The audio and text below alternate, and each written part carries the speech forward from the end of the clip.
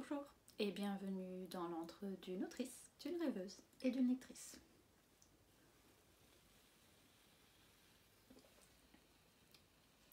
Délicieux.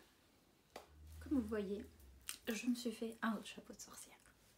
Je n'ai pas abandonné le projet d'améliorer le chapeau de sorcière de ma dernière vidéo, mais je n'allais pas réussir à le finir pour Halloween 2024. Donc je me suis lancée dans un projet de crochet et ça me réussit mieux en fait, ça me réussit mieux. Je suis plus douée en crochet et en tricot qu'en couture. Ça changera un jour peut-être. En tout cas, voici mon beau chapeau avec une des feuilles que j'avais faites l'année dernière pour Halloween. Je vous mettrai la vidéo quelque part par ici. Voilà, une qui me restait avec aussi les petits glands en tricot que j'avais fait aussi.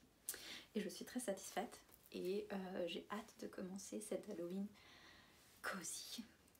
Qu'ai-je prévu pour aujourd'hui? J'ai prévu de me promener en forêt, d'acheter une citrouille s'il y en a encore en vente au bord de la route pour pouvoir me faire une citrouille d'Halloween. Ensuite, je vais décorer ma petite bibliothèque. Bon, il y a déjà ici des décorations, mais je vais mettre des petites chauves-souris, des petits fantômes que j'avais fabriqués l'année dernière. Je vais les mettre sur les murs. Je vais également vous emmener un peu en cuisine pour la préparation d'une soupe à la citrouille et d'un dessert de tartelette à la pomme.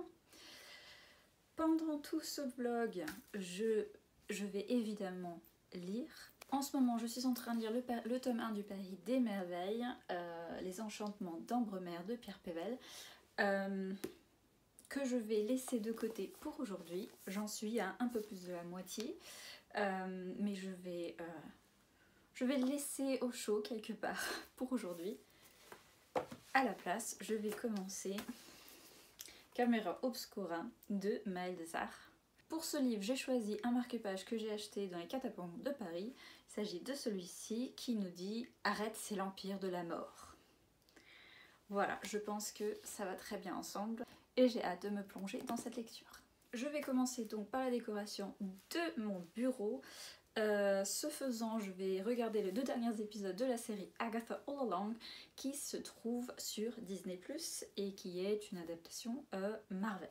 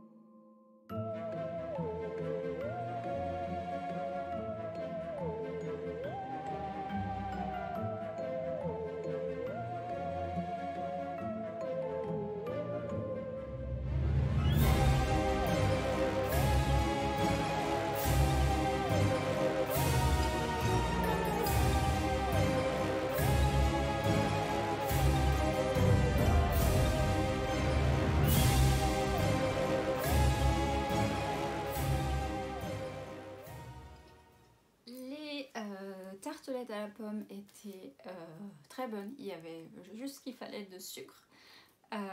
Et la soupe, je dis ça à l'envers, hein, c'était la soupe d'abord qui était excellente et la tartelette à la pomme également. Maintenant, j'ai installé un petit feu de bois qui n'est malheureusement pas vrai, mais l'imagination permet de le rendre assez réel. Et je vais continuer ma lecture. J'en suis à la page 68. Pour l'instant, on n'a pas encore rencontré le personnage féminin qui me semble s'appelle Winifred. L'atmosphère est bien présente avec ces lumières verdâtres que l'on voit ici sur la couverture aussi, qui illuminent la ville et qui donnent cette atmosphère un peu inquiétante constamment. C'est très bien décrit ça. J'ai hâte de découvrir où va me mener cette lecture et j'espère tenir jusqu'à minuit parce que c'est une heure très spéciale pour cette période de Samhain.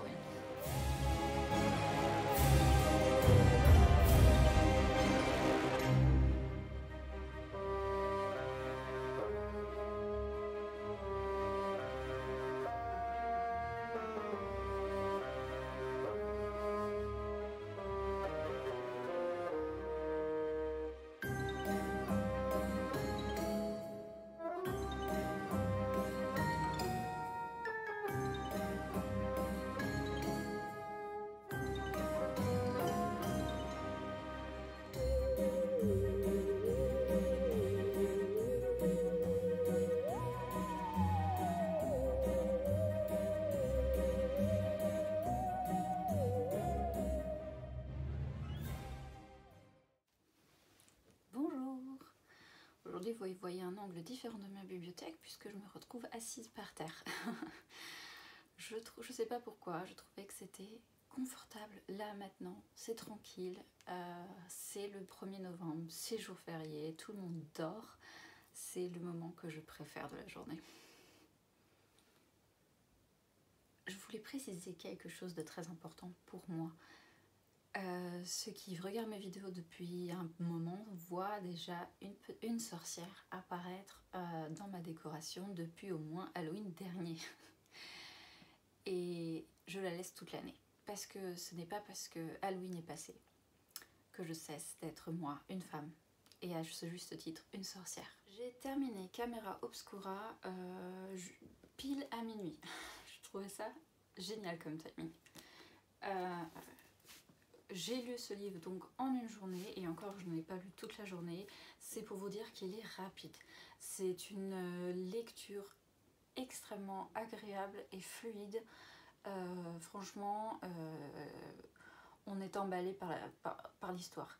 J'admets avoir lu quelques paragraphes en diagonale parce que des années d'expérience en lecture font que même en diagonale, j'arrive à quand même choper un grand maximum des infos et surtout quand il y a des descriptions qui pour moi ne sont pas forcément les plus utiles.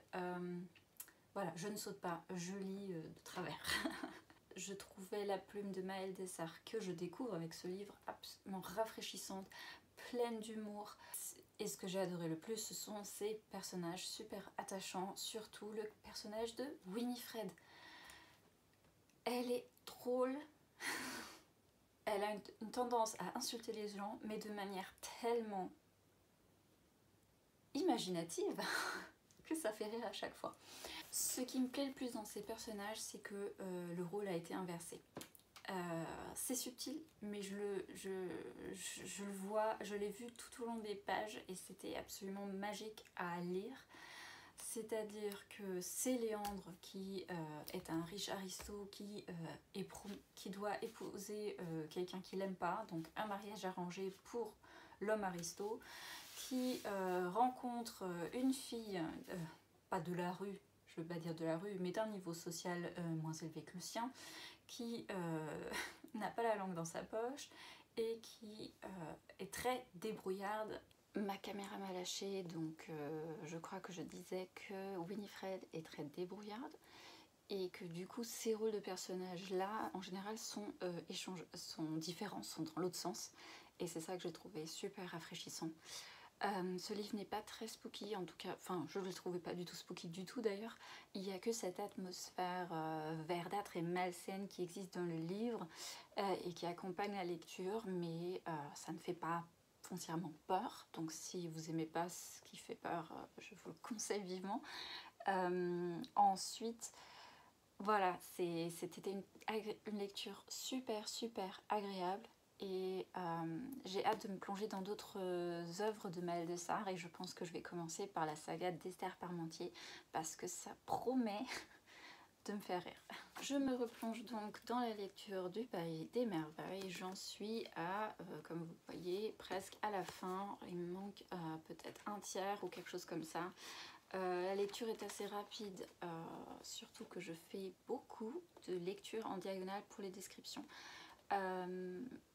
Alors, Pierre Pével, que je connais seulement avec le Pays des Merveilles, en tout cas dans ce roman, a tendance à décrire chaque détail, peut-être pour rendre le Paris des Merveilles plus vivant, je ne sais pas, ou donner un côté plus réaliste aux gestes des personnages, mais je trouve qu'il y a parfois un peu trop de détails qui ne sont pas absolument nécessaires, donc franchement, voilà, c'est des moments que je lis en diagonale, donc j'ai le jus de l'histoire et de la description sans vraiment m'appesantir là-dessus.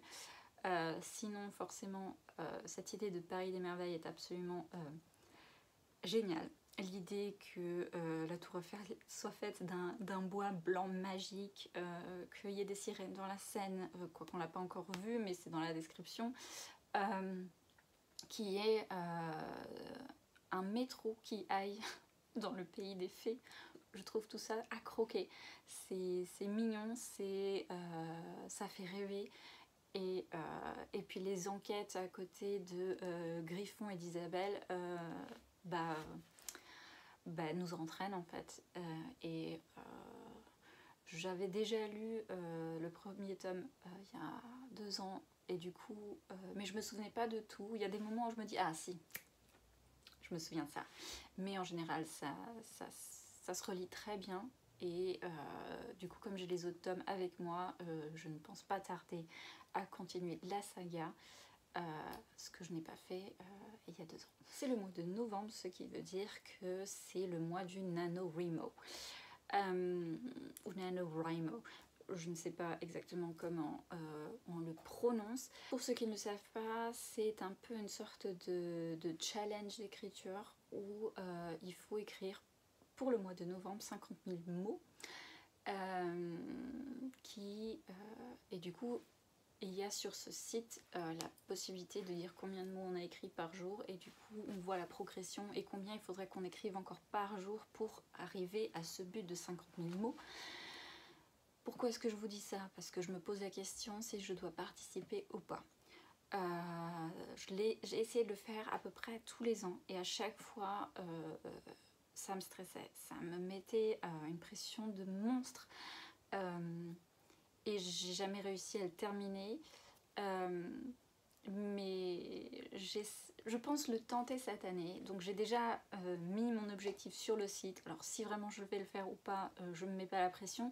En tout cas, je vais essayer parce que j'ai envie d'avancer dans mon projet en cours, et je pense que ça peut éventuellement me booster, et on va essayer de laisser le stress de côté.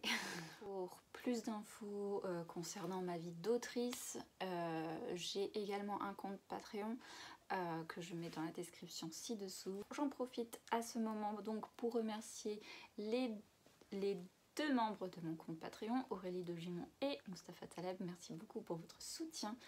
Toutes les infos d'autrices, d'éventuelles parutions, d'évolutions, etc.